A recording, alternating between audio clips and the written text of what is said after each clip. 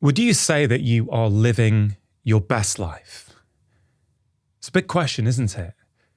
But it's an important question. So many people at the end of their life say that they have huge regrets. People say things like, I wish I'd worked less. I wish I'd spent more time with my friends and family. I wish I'd allowed myself to be happy. I wish I'd lived my life and not the life that other people expected of me. If you kept doing what you're currently doing today, month after month, year after year, where does that take you? I've seen so many patients, and I can tell you so many people get sick and then they reflect on their life. If you really are going to change your life, transform your life, live that intentional, meaningful life that I'm pretty sure you want to live, you have to take action. In this video, I want to share with you simple things that you can do immediately to start changing your life for the better. Now, the first idea I want to share with you is something that I call take a daily holiday. It's an idea that I've written about in many of my books. Now, just think about the last time you went on holiday. What is it you go on holiday for? Depending on where you live, it might be the sun.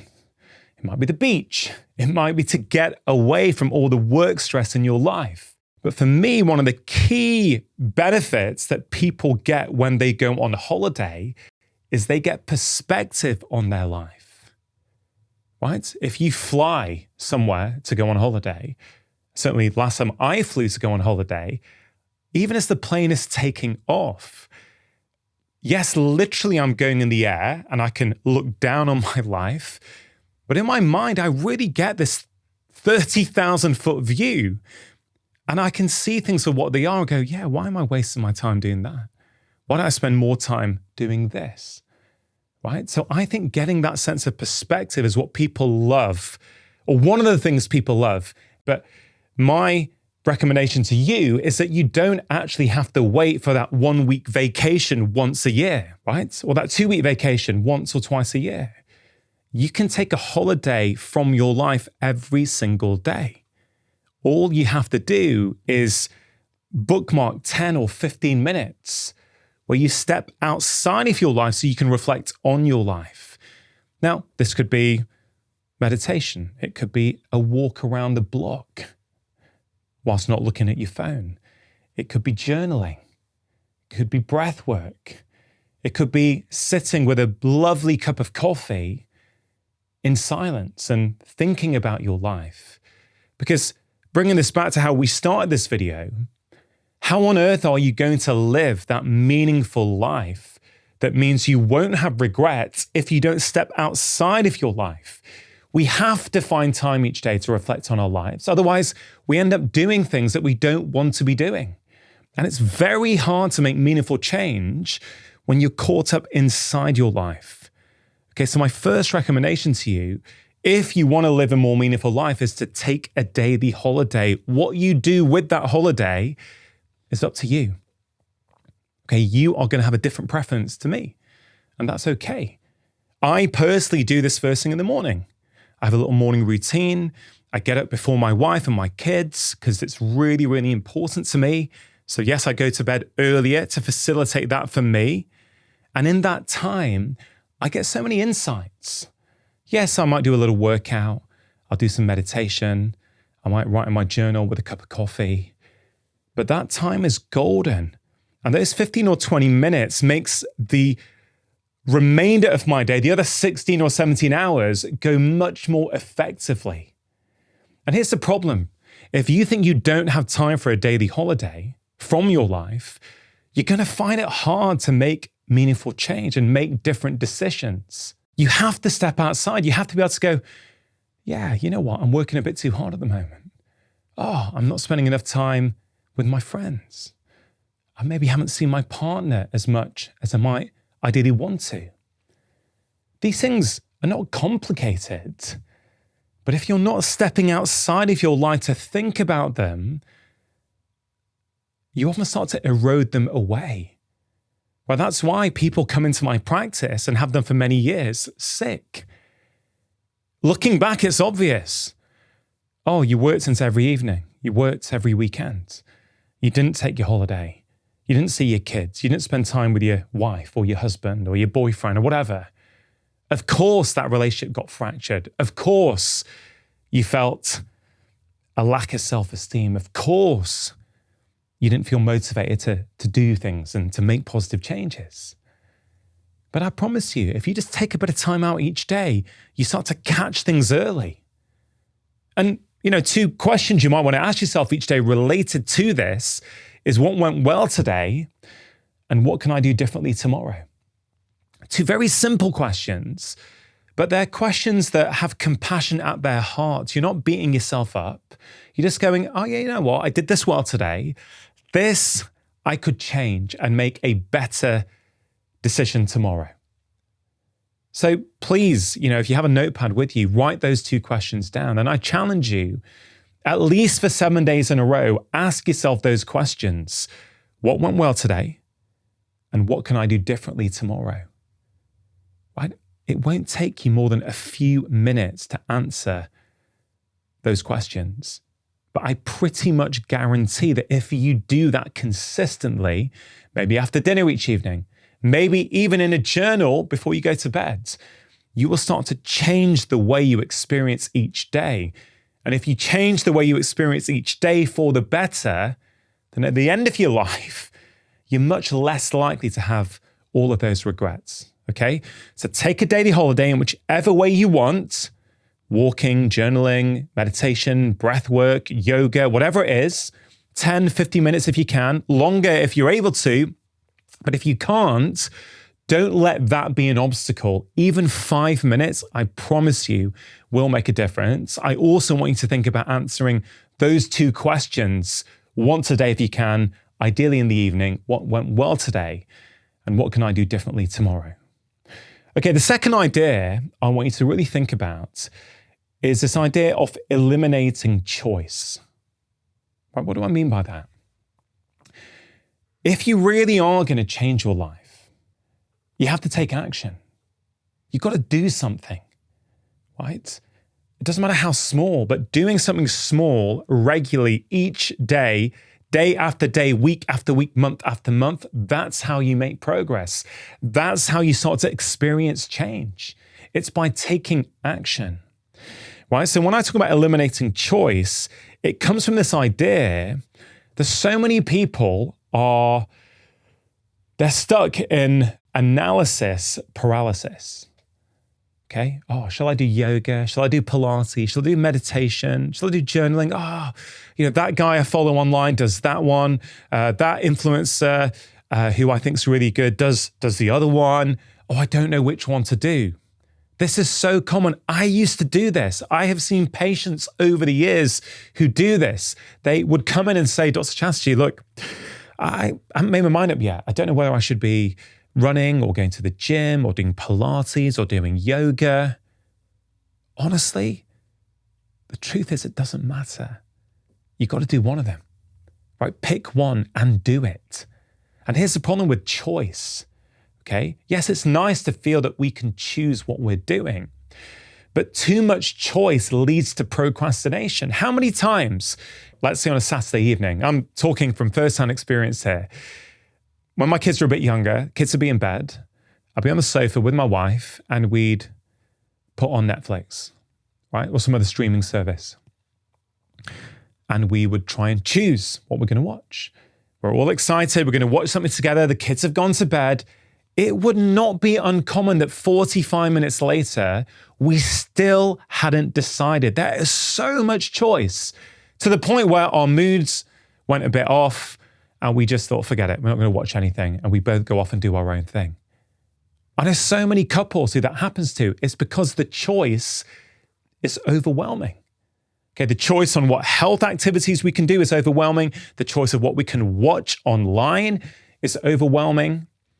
And look, if we look at the research from business, there's some research I read a few years ago, really interesting, that if a food company offers a product and they offer 28 flavors, sales are much less compared to when they only offer 3 flavors. Right, just think about that. Why would that be? I mean, 28 is too hard. It's too hard to make a choice. Any choice you might make, you think, yeah, but maybe the other one was better. So you end up doing nothing. You end up not actually making that purchase. But let's think about not buying a food product that maybe isn't so good for us. Let's think about how we apply that idea in our own life. I mentioned in the previous point about taking a daily holiday that I have a little morning routine each day. And I made many videos on this channel before about my morning routine, which I'd encourage you to check out if you want to see exactly what I do. But here's the point. I have it locked in. I know what I do. It consists of the 3 M's: mindfulness, movement, and mindset. Okay? I do meditation and breath work. I do a workout while my coffee's brewing. And then with my coffee, I do something for my mindset, which is usually journaling or reading an uplifting chapter of a book. Right? That's what I've got locked in to my mornings. And it's very rare that I miss a morning. I don't wake up in the morning at 5 and go, what shall I do for my morning routine today? And go through all the options. Because what would that lead to? It would lead to procrastination, right? It would lead to me actually not doing anything. Let's use the example of brushing our teeth. Now, I think that you probably brush your teeth for 2 minutes in the morning and 2 minutes in the evening, don't you? Right? Now, you didn't when you were 2 years old or 3 years old. That has been built into your life. I imagine it was your mother or your father or your primary caregivers who helped encourage you until it became a habit. Right? But 4 minutes a day on your teeth is going to keep them healthy for life. Yes, there's other factors as well, for sure, but you get my point.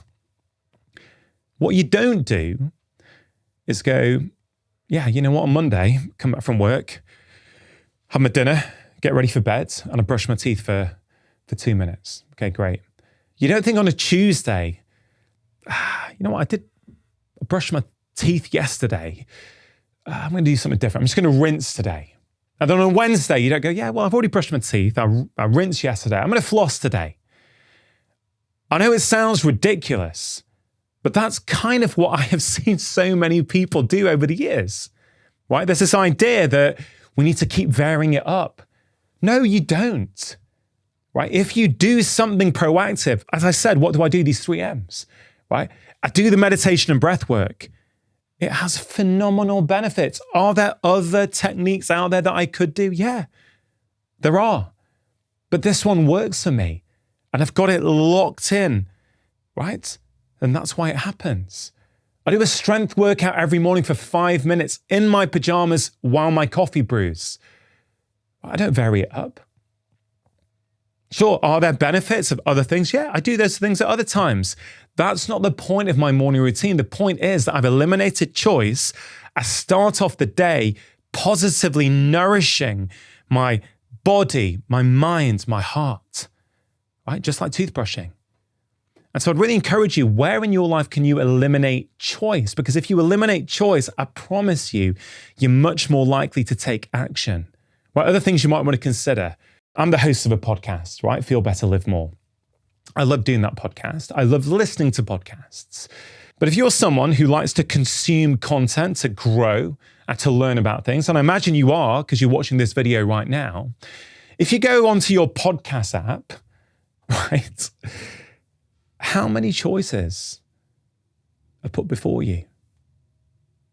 It's overwhelming. And loads of the choices sound really good.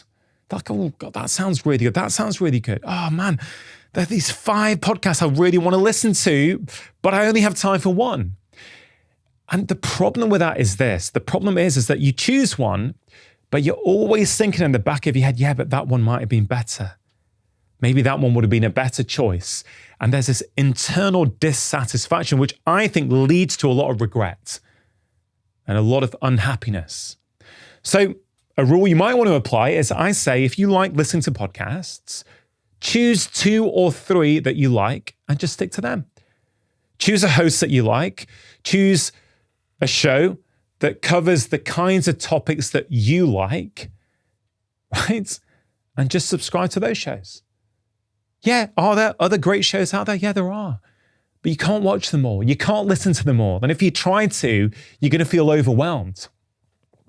Right? So give that a go. That's what I do. There are 2 or 3 podcasts I subscribe to and I listen to them. Not all the time, but whenever I can. And they nourish me. And I've made peace with the fact that, yeah, there's plenty of great episodes on other people's shows that I won't get a chance to listen to. But you know what? It doesn't matter. So that's this idea of eliminating choice. Again, when I started this idea, I said that it's not just about having the knowledge, is it? It's about taking action. And I want you to take action whilst watching this video and after watching this video. I'm going to ask you this directly now. Where do you think there's too much choice in your life? Where do you think that choice leads to procrastination and inaction? And if you've got a second, if you could let me know in the comments, I'd really appreciate that, because A, I'd love to see it, but B, what I'm trying to do on this channel is foster a real sense of community. I really want to keep creating helpful, uplifting, hopefully inspiring content that helps you live a more meaningful life, a healthier life, a happier life. And so if you could share where you feel you're struggling, yes, it helps me make more videos. It helps me see what you're struggling with, but it also helps other people who follow this channel and are watching this video. It helps them go, yeah, you know, I'm also struggling with that. So if you can, let me know. But again, in eliminating choice, I mentioned the podcast, I mentioned the morning routine. I've got here in one of my books, create a film shortlist. You know, I mentioned that example with Netflix, right? Where I couldn't choose what to watch. So what do? Whenever any of my friends or online, someone recommends a film that I think I'm going to like, on my phone, which I don't have to hand here, on my phone, I open the Notes app and I have it saying films to watch. That's the title of it. And I've got a list. So it means if ever I have time on a Saturday or on a train or whenever it might be, I don't have to think now and go, oh, what am I going to watch? I go straight to my Notes app. I go, yeah, here are the 5 films or the 2 films that are on my list. And I just go through that list. Again, if you're someone who likes to cook whole foods and nourishes himself with healthy foods, right? You know, my wife will say one of the hardest things is to decide what to cook. You know, I'm the same. You know, it's hard to know, well, what shall I cook? So many people like to have a meal planner. And on that meal planner, it goes on a Monday, I have this, on a Tuesday, I have this, on a Wednesday, I have this. It may sound boring, but it ain't boring, right? Every time you're making a choice, you're using cognitive load. You're using up brain power. So I say, let's save your brain power for decisions and choices that really do matter. A lot of the things I'm talking about, they just don't matter. And we waste so much time and energy trying to choose the optimum exercise. You know, which one of these 100 films should I watch? Which one of the 2 million podcasts should I listen to today? It's too much. So I want you to really commit to eliminating choice wherever you can in your life. And if, like me, you believe in the power of morning routines, and they don't have to be 15, 20 minutes, they can be just 5 minutes, right? Again, if you've watched my previous videos, you will know about this idea that I've spoken about, that I've written about. Commit. Share with me below. What are you going to do for the next 7 days? What can you do for 5 minutes every morning? Because it's that consistency that breeds self-esteem, that changes how you view yourself. You feel like you're making progress. And if you're someone who struggles with your mood, like what's really, really important is that we all as humans have a need to feel as if we're making progress. And one of the best ways of doing that is to say, right, you know, every single day for 5 minutes, not for 10, not for 15, not for 20, that can feel too hard. But for 5 minutes, I'm going to do something proactive for myself. And I guarantee you, if you can commit right now for the next 7 days to doing that, 5 minutes of journaling, 5 minutes of skipping, 5 minutes of meditation, you will start to change the way you feel about yourself. And over time, that will change how you experience life. Okay, so try and eliminate choice wherever you can. Okay, the third idea I want to share with you is about busyness. I've seen so many patients, and I can tell you so many people over the years thought they could keep pushing.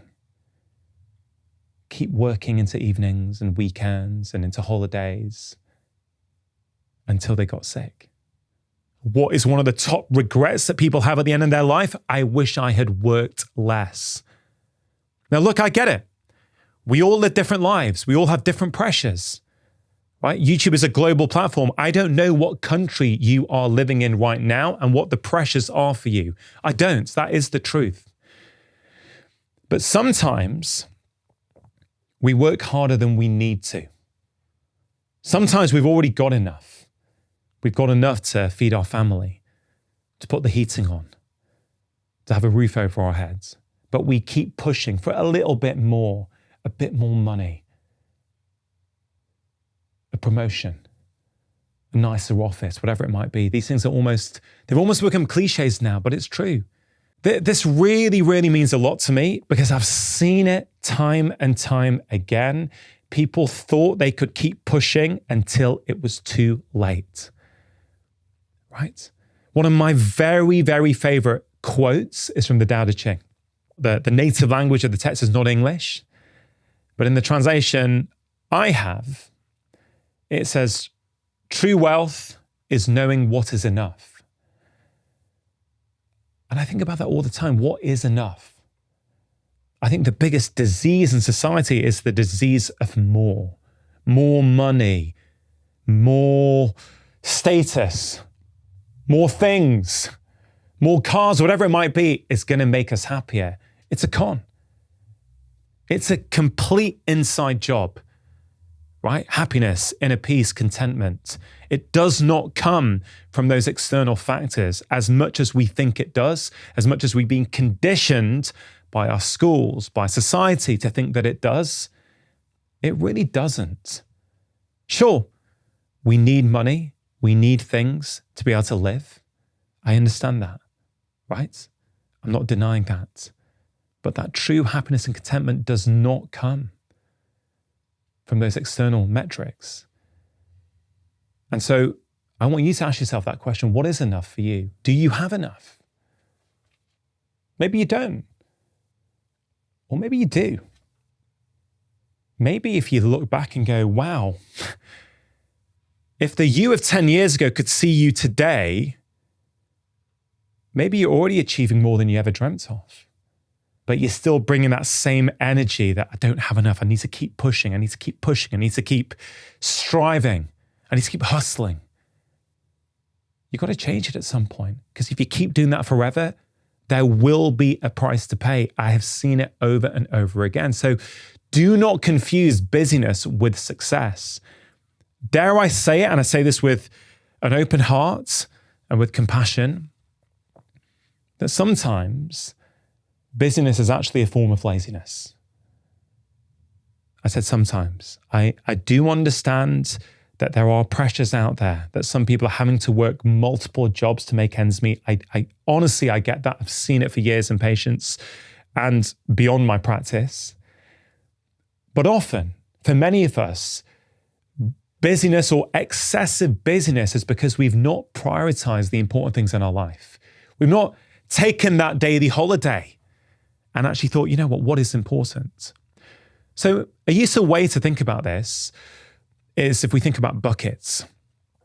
And this is an idea I've been writing about in Make Change That Lasts. That a successful life, I think, for any human being is a broad life rather than a narrow life. And I think there are 5 buckets that we ideally want to keep topped up. Okay, there's work, there's family, there's friendships, there's our health, and there's our passions. Okay, these are the 5 buckets. So let's go through those buckets, and I want you on each one of those to ask yourself, how are you doing? They're all important.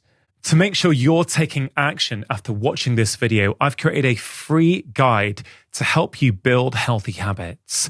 We can all make short-term change, but can those changes become a fundamental part of our life? Often they don't. And that's why in this free guide, I share with you the 6 crucial steps you need to take. They're really, really effective.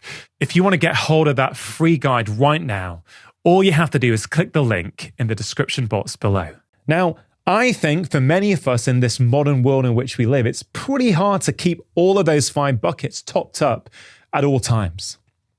Maybe in our 20s, we do want to make it in our career. So maybe we have to sacrifice our passions while we're working hard to impress our boss and move forward.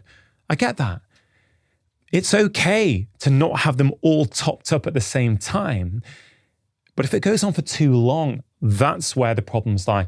That's when you end up on your deathbed at the end of your life. It's when they've gone on for too long, right? So work, if I was to ask you now, how is that bucket doing?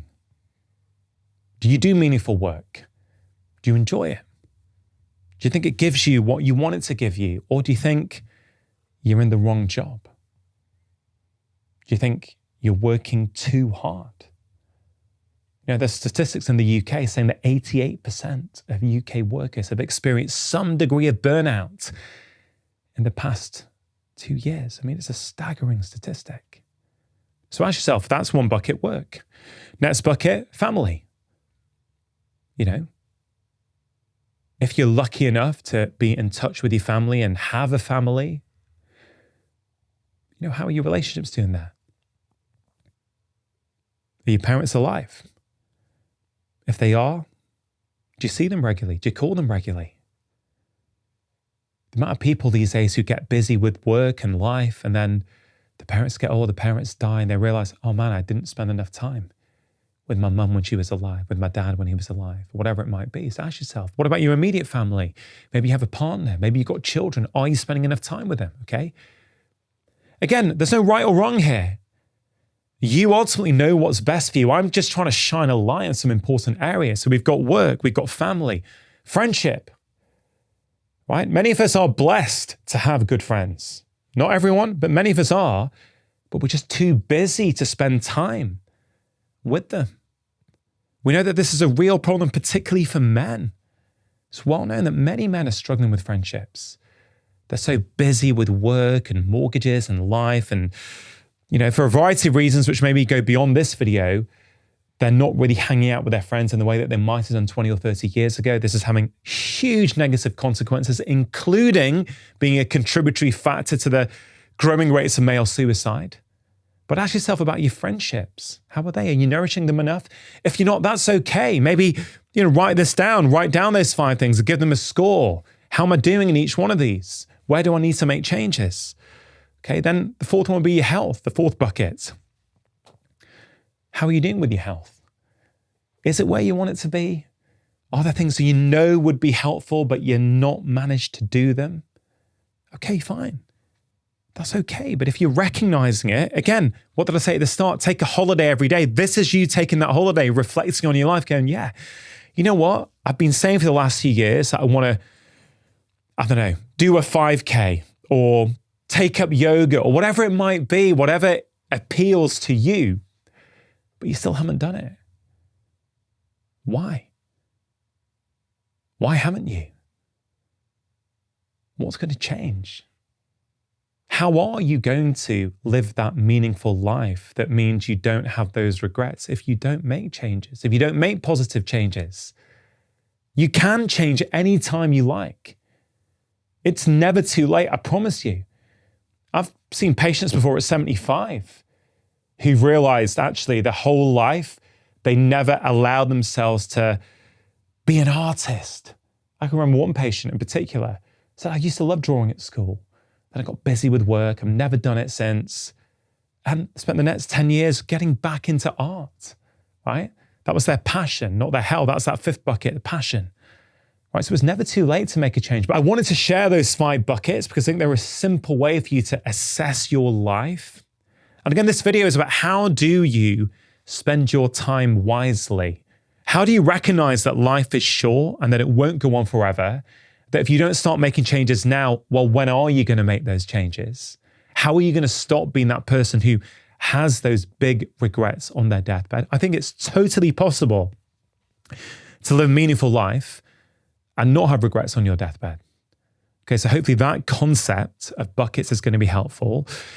Also, in this idea of busyness and not confusing business with success, there's a question that I ask myself every single morning that in many ways you can consider the anti-busyness question.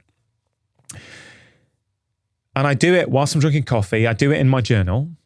And the question is this: what is the most important thing I have to do today? If I was to ask you that right now, do you know what you'd write down? Or does your mind go to about 20 different things? Oh, I need to do this, I need to do this, I need to do this. What's so powerful about this question is that it forces you to make a decision. There's no such thing as a perfect decision, okay? If you say that spending time with your wife today is the most important thing that you have to do, it doesn't mean that your work's not important. It doesn't mean that your relationship with your children is not important or with your friends. It doesn't mean that. It's just saying that today, in the context of everything else that's been going on in my life, the most important thing is spending time with my wife. Great. Tomorrow it might be something else. You know, for me yesterday, it was when my kids come home from school, right? Because I was working from home yesterday. When my children come home from school, I'm going to make sure that my laptop's down, and then when they come through the door, that I am present and attentive to them so that I can hear what they have to say to me. Okay? Every day it's going to be different, and that's okay.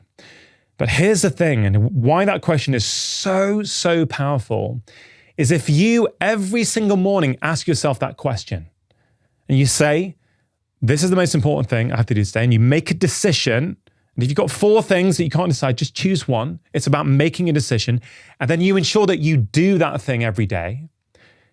Do that for 30 days. So 30 days, you've specified in the morning the most important thing that you're going to do, right? You do that thing for 30 days. Each day it could be different. It is inconceivable that your life will not change. Inconceivable, because you would have done 30 things that you have identified are important. That's a life well spent, right? It doesn't mean your to-do list is going to vanish, but that's the thing about life today. Our to-do lists are never done. Never. You could get down to inbox 0. I don't know anyone who's ever done that, but in theory, you could clear all your emails and go into the kitchen and make yourself a cup of tea. In those 10 minutes, you could have got another 10 emails. There's nothing you can do about it. So you now have to take control and specify what is important for me. And that's why I love that question. Honestly, I love it. I think it's one of the best questions you can ask yourself every day. What is the most important thing I have to do today? So again, that's my challenge to you, right? So in this idea of busyness, and let's not confuse busyness with success, because it ain't, right? No one at the end of their life goes, you know, I was so busy. It was fantastic. Never had a minute to sit down. Never had a minute, just kept going. I mean, just think about it another way. If you're driving on the motorway, or in America, you'd call it the highway, and you're going at 70 miles an hour, and you look around you, how able are you to take things in? You're not. Everything's whizzing past you, right? But if you're driving at, let's say, 40 miles an hour, and this is maybe not the perfect example, because of course, we're not going to be driving at that speed on a motorway, but just, you know, try and get the point of what I'm trying to say. If you're going slowly, you can see it all. You can take it in. You can see the trees. Yeah. You could see who's in the other cars or whatever it might be. Well, that's a great metaphor for life. If you're constantly rushing around through life, you're not taking in life. You can't experience the joy that is already there. Even if your life is busy and stressful, I'm sure there are good things going on every day, but you often don't notice them because you're so busy. And that's why a practice of gratitude is so useful. And again, if you're interested in that, I've covered that in many of my other videos on this channel. But yeah, so think about that. Are you too busy? Are you neglecting some of those important things in life? And maybe those 5 buckets, if you score each one of those, you'll get an idea of where you can start making changes. And also ask yourself that question each day. What is the most important thing I have to do today? Ask yourself that question and then do it. Now, the final point I want to make about a life well spent and it kind of relates to some of the buckets that I've just outlined, is I want you to think about your relationships. Life is made up of its relationships. What are those things people say on their deathbed, right? Can you remember what I said right at the start of this video? And one of them was, I wish I'd worked less. But what do they also say? I wish I'd spent more time with my family and friends. Relationships are the fabric of life. You know that intuitively. But often we get caught up in busyness, in cultural ideas of success. Yes, we may be crushing it at work, but at the expense of what? Our relationships, our children, our friends, our partners, our parents. That's what life's about. And what does the scientific research say? Well, there's so many different studies which tell us that the number one factor for a happy and long life is not your diet. It's not how much you move. It's not how well you sleep. These things are all important. Believe you me, I know how important they are. I talk about them all the time. I write about them all the time. But the number one factor is the quality of your relationships. Now listen, we all kind of know that, but we often don't act as if they are the most important thing, do we? And that's why the things I've already shared in this video are already going to help you with that. If you take a daily holiday and reflect on your life, you're very quickly going to understand if you are properly nourishing your relationships or not. If you do that 5-bucket exercise and go through them all, you're very quickly going to go, my friendships, my family, I could spend more time with them. You know, I've had to do this in my own life. Like many people, I got super busy for a few years. Yes, with work, but also with caring for my elderly parents. When my dad was alive, I hardly had any time to see my friends because I was helping my mum and my brother care for him. My dad had lupus. He was on kidney dialysis. I helped care for him for 15 years, so I know what that's like. My mother these days, she's, 84. She needs a lot of help. And I live very nearby to her, so I can be there and help. That's a choice that I have made. But it also means that I have probably neglected some of my friendships at the same time. Look, I'm lucky. I do have some amazing friends. But doing these exercises, they remind me, hey, Rangan, you know what? Yeah, you can love your mum and care for her, but you can also find time maybe once a month. My best friends live hundreds of miles away from me, so maybe 2 or 3 times a year we can get together for a weekend. And we do. And that's the power of these exercises. It's not about beating yourself up and going, you shouldn't be working so hard, you've neglected your relationships. Guilt, shame doesn't help anyone. It doesn't help you make change. I promise you. It may help you make change for a few weeks. In fact, this is what we often see in January. People wake up on New Year's Day full of guilt and shame, wake up with a hangover. I think, right, that's it. I'm sick of this being my life. I'm going to lose weight this year.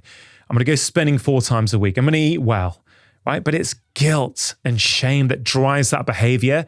That's why 4 weeks later, 80% or so of New Year's resolutions have fallen by the wayside. That's one of the reasons, at least, because the energy behind that behavior was toxic. So these exercises that I'm sharing are not about guilt or shame. They're not about beating yourself up. They're simply about understanding what is the state of your life. If you don't know where you are currently at, you're never going to get to where you want to be. But you have to be honest with yourself and go, yeah, these areas need a bit of work. So this final idea is about making time for your relationships. Okay? And how are you going to do that? Of course, it's going to be different for different people. One of my favorite tips that I use myself, and I've used with many patients over the years, is something that I call the tea ritual. And something that I've used with my wife, right? I've got a great relationship with my wife. We're happily married. We've got 2 kids. But, in term time, if there's a lot going on at work and with the children at school and with our families, you can sometimes feel as though you're passing ships where you reside in the same house, you're seeing each other, but not properly connecting with each other. So the tea ritual for us, and again, I appreciate your life is different, but perhaps there's an element here that's going to work for you, is when our kids go to bed, we come down to the kitchen, we put the kettle on, we make a pot of mint tea, and we sit in the kitchen, and the commitment is for 5 minutes, we're just going to spend time with each other and ask each other how our days were, how things are going. Now, it sounds so simple, doesn't it? But I can tell you it's transformative. When we do that tea ritual regularly, the closeness, the intimacy, the connectedness that we feel with each other is on a different scale. Because this is what I've learned over the years about relationships. I passionately believe that quality is more important than quantity. Don't get me wrong, quantity is great, right? But you can spend an hour with someone and be completely distracted, or you can spend 15 minutes where you give them your full presence and attention. And I think you know the difference in outcome between those two. So this 5-minute tea ritual is very, very effective. And it doesn't mean it's always 5 minutes, right? Some days it ends up being half an hour. But the commitment is for 5 minutes. Because that means that even if we're busy, we can never say we don't have 5 minutes. Sometimes it will be, hey babe, listen, I've got loads of work to do at the moment, loads of emails. So, after 5 minutes, I'm going to get back to that. That's completely fine because it keeps the habit going. It keeps the momentum there, right? But some days, it will be half an hour, it'll be an hour. And I think these days, particularly with technology and phones, it's so easy for you to get on your device and your partner to get on their device, and you're lost in your own worlds. Yeah, you're in the same room. You're physically in the same space, but emotionally, you're millions of miles away. It's a massive problem. And I honestly would say that 5-minute tea ritual, I can think of at least 5 couples in my practice over the years who came back to me and said that has probably saved their marriage. So that 5-minute tea ritual can be really, really effective. And you can apply that with friends, with your partner. You can even apply it with your children. I really hope you found those ideas useful. Like genuinely, I'm not here to tell you how to live your life. Right? I don't think it's my job. I think you, deep within you, you know what's important in your life.